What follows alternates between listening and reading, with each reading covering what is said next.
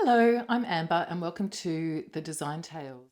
I'm a knitting designer. On this video podcast, I talk about my designs, the inspiration behind them, some tips, styling tips, knitting tips, and anything else I can think of that's relevant in my design journey. If you have any questions, post them in the comments below and I'll read through them and talk about it in my next Design Tales episode. These episodes come out infrequently. Usually when I have a new design, I will record an episode. And today I have 2 new designs to share with you and also 4 samples. One design has 3 samples and the other design has 1. I'll start with the one I'm wearing, which is Knitrix. It's a shallow triangular shawl featuring slip stitch pattern and eyelet patterning, and this is actually the wrong side, which I think looks quite effective as well.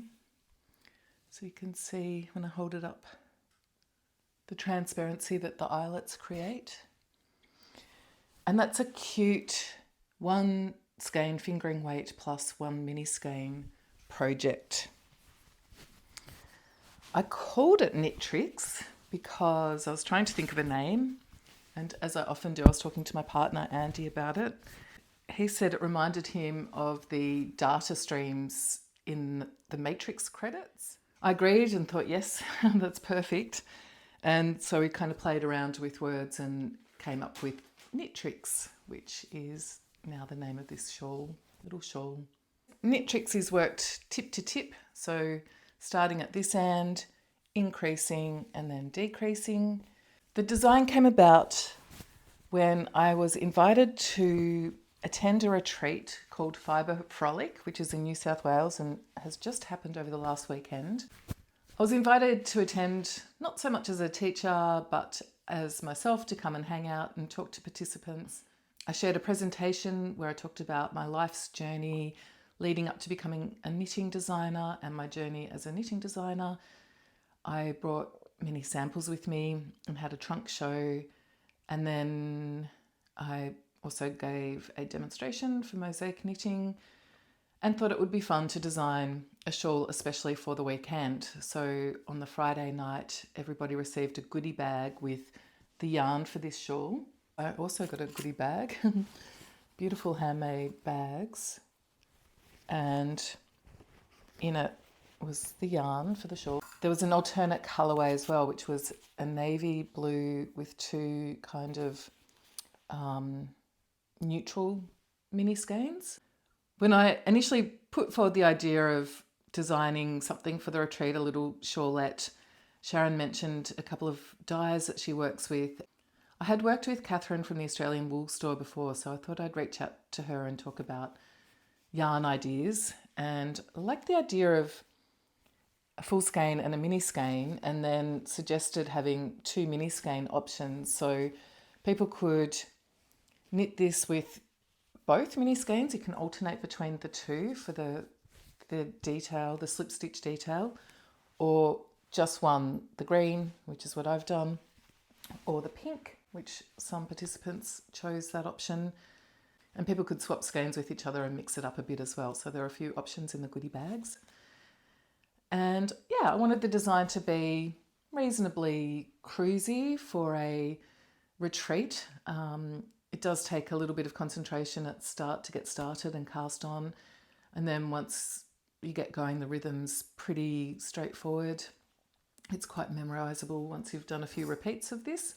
So it was fun seeing everybody progress over the weekend with their shawls.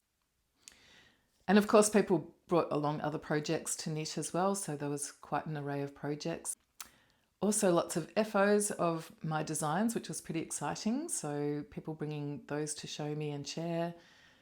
And the trunk show was good fun too, which was Saturday evening. And that was an event where not only the retreat participants were invited, but also anyone else who wanted to join in the Saturday night dinner and trunk show could join in just for that segment, which a few did. And quite a few people who came to the retreat and also that night were stall holders for the Fibre Frolic festival the next day. And this was the first year that the festival incorporated a retreat, but the festival has been running for, I think this was about the 10th year. And there was a fantastic array of stalls there, from yarn dyers to notions makers to garment makers, lace. There was Beantown Shoe, who makes beautiful items, woodworked items from reclaimed timber, and they are knitting accessories. I had spied their goods a couple of months ago and put in an order, and they custom made me a beautiful yarn swift, which I'll show you.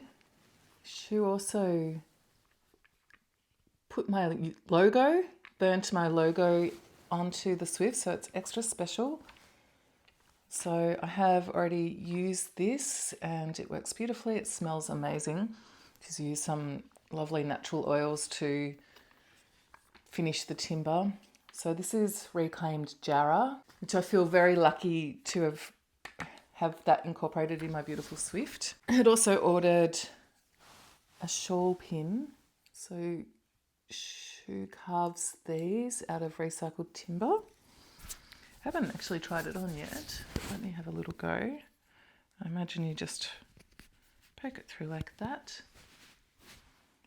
So beautiful leaf shawl pin. Also these blockers. So I'll take one out. Blocking pins.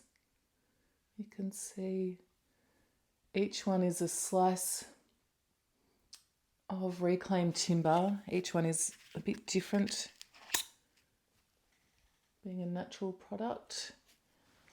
And she drills the little holes into there and places, she said they're the T pins, blocking pins, that she cuts the T off and places them in for blocking. So now I have the most beautiful set of blocking pins that I'm very excited about. That was my main acquisition. I also bought some sparkly yarn from Fancy Yarn Co. So even though I didn't buy much else, I was researching, checking out lots of beautiful yarns in the stores, taking note for future projects. I'm quite well stocked at the moment for my next batch of designs, so I don't like to get too far ahead of myself unless I see something that I just can't resist or have a clear idea of.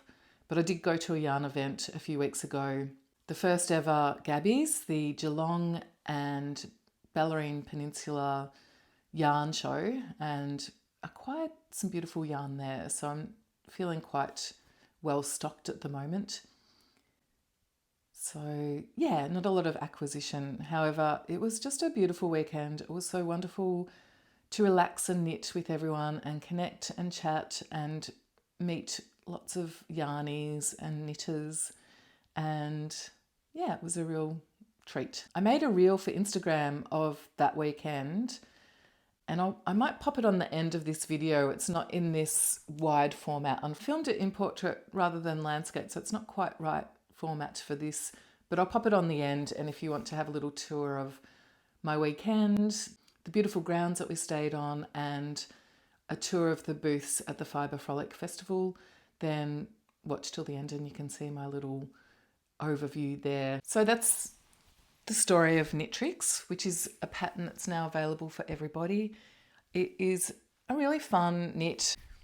I took it with me for a travel project and had it memorised and was knitting quite merrily with this as I travelled earlier this year. So I would recommend it as a bit more of a in-between knit, or just something that once you get past that initial setup, that it's quite a cruisy knit.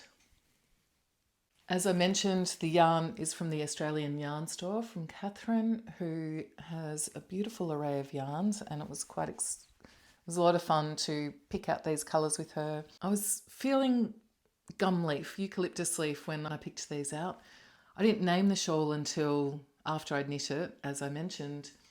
So I didn't really have a working name, but I was just thinking about bush and gum leaves. As I said, I wanted to design something that was fairly cruisy knitting. And I wanted to incorporate a mini skein just to have a bit of fun and create those colour options for niches in it. So the design process was pretty straightforward. I swatched a few ideas. I had an idea that I might want to do something like this, but it took me a few goes to work out the ratio of rows and increases and how I wanted it to look overall. And then pretty quickly I settled on this repeat pattern. Enjoyed very much knitting it. It's one of those projects too that's perfect for a stash dive, using what you've got in your stash. You could easily knit it up with a heavier weight yarn, like a DK weight yarn, with bigger needles, of course. The great thing about this shape is that you increase to as wide as you want it to be, and then halfway you start decreasing. So you can make the most of yarn. If you want to use up your yarn, you can weigh it and use about half for the first half and leave half for the second half. So quite a versatile project in that way. So that's a Knitrix shawl, which has just been published for the event, the Fibre Frolic event.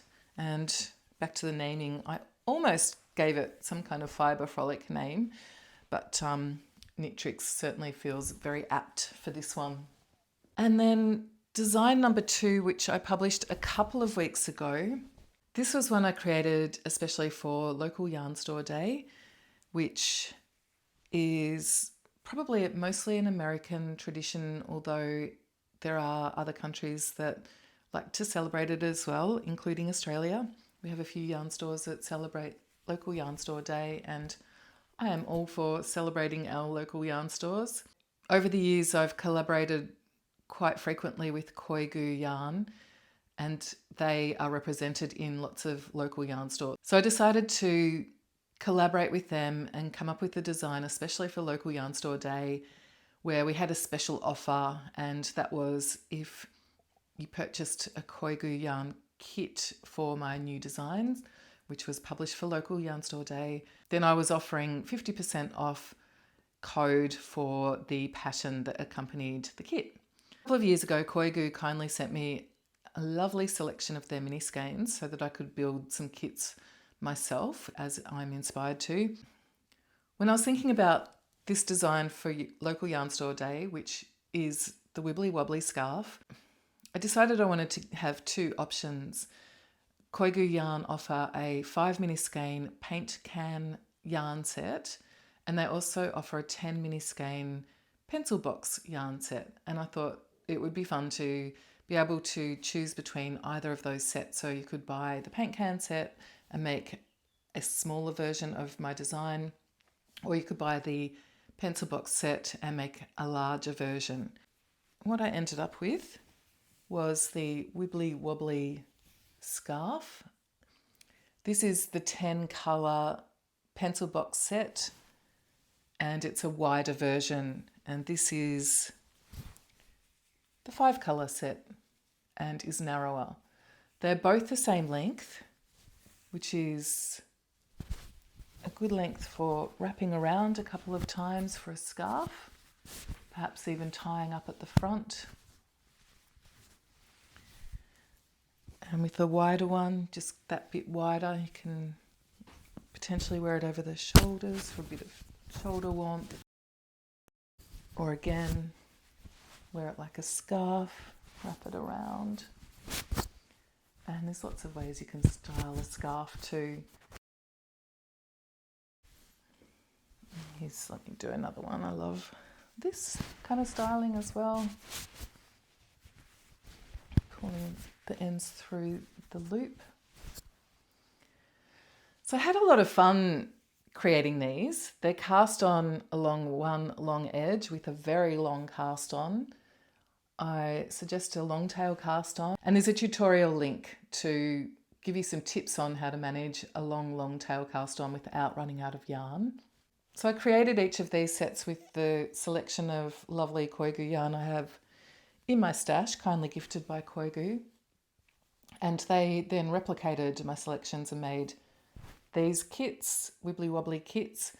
And also some alternative colourway sets.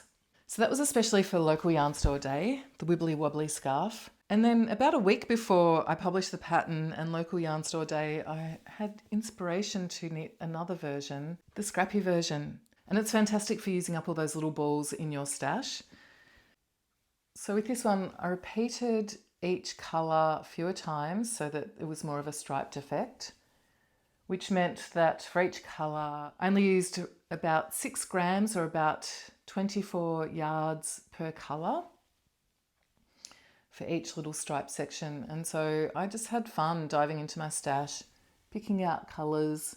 And it was truly a dopamine hit knit. Each row, just even though they're so long, flew off the needles, and I was ready for the next colour, next colour, next colour, very potato chip knitting. So I finished knitting this version just before I published it and added this option to the pattern as well. And it's a lot of fun. So this is the Wibbly Wobbly scarf with the narrow and wide options. And really you can make it as narrow or wide as you like. If you have a 12 colour mini skein set, you could easily incorporate more colours into this. Or this is written for 5 mini skeins, but easily use a 6 mini skein set. You're not limited by the pattern at all. It's very versatile and it's a lot of fun. And again, it's one of those that's good for traveling. Once you get past the first few rows and get everything set up, it's quite intuitive and portable.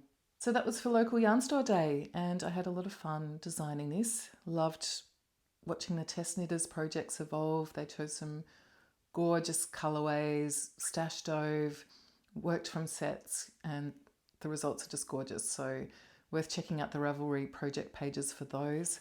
And for this too, for Knitrix, I really enjoyed seeing all the versions of this pop up, including some beautiful neutral versions as well as fun colour pop options. So yeah, that's my 2 recent designs. Currently I'm working on a mystery knit along design that I'm quite excited about. Obviously I can't share that with you at the moment. I will be sharing information very soon though. In the next week I'll be sharing yardage information and details for that, the mystery knit along. My idea for this one is that it's just a little snack of a pattern. It's not anything too big. It uses only 100 grams of fingering weight yarn and a 20 gram mini, so essentially the equivalent of this yardage.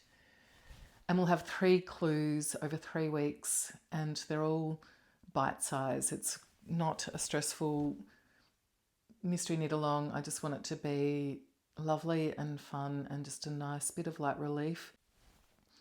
Anyway, I'll share more about that soon. That's it from me for today.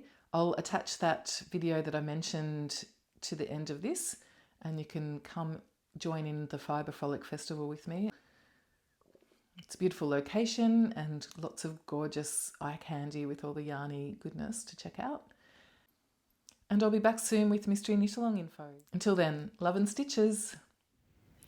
Hello, Ambah here, travelling to a beautiful place in New South Wales from Victoria to a retreat at Fibre Frolic weekend in the beautiful Windbourne estate in Mulgoa. The estate is over 200 years old with some incredible stone buildings and gardens, and we stayed on site for the retreat for Friday and Saturday night, and then on Sunday there was a big market day there. The retreat involved lots of knitting. I designed a pattern especially for the retreat weekend. We had Emily from Bonnie's Daughter's Yarn talk about the natural dyeing process. She dyes with all natural dyes. And we chatted. I shared a presentation about my life as a designer and journey to becoming a designer. We had a trunk show of as many things I could fit into my suitcase, and that was lots of fun, lots of inspiration. There's Shu with her goods I'll share later, and market day There were stalls across 4 of the rooms, I think. The frame ladies, they went around and took photos of all the vendors holding up the frames with knitted edging around the frame. Glenhaven Knits, I had my eye on that sparkly yarn, which sold out, but I have the name written down so I can order some. One of the rooms of stalls, and this is Hodgepodge. And Bonnie's daughter's booth with her gorgeous silk in the front there, dyed. And she has other fibres as well. I was quite taken by the silk though, I have to say. This gorgeous plummy purple colour. The Australian Yarn Store, who dyed the kits for the design I designed for the weekend, and all the participants received a goodie bag with either one of those kits in it and the pattern. Castle Handmade, it was lovely to meet Liz in person, as it was so many other wonderful yarnies. Liz has just stocked up on Koigu. And there's the Frame Girls. Adagio Mills with their beautiful alpaca goods.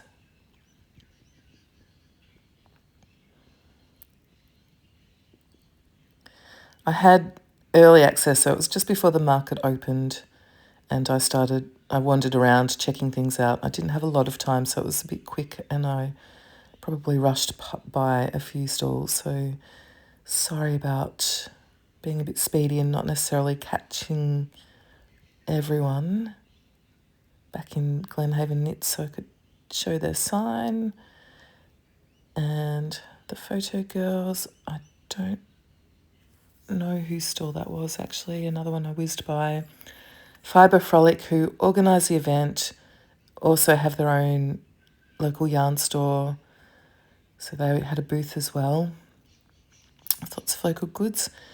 Shoe handcrafts from recycled, reclaimed timbers. These beautiful knit accessories, including holders, yarn swifts, blocking pins, shawl pins. And I came home with a good selection of her goodies. Very cute designs from Talca Tangle, Willow Vale Farm, with beautiful locally grown and dyed yarns.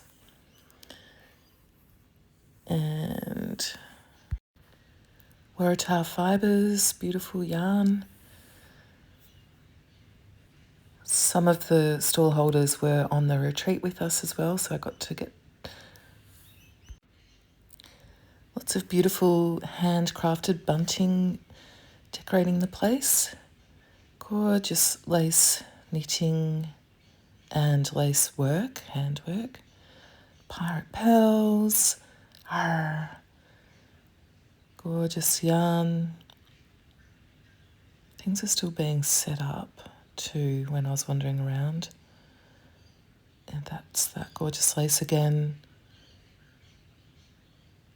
Beautiful yarns.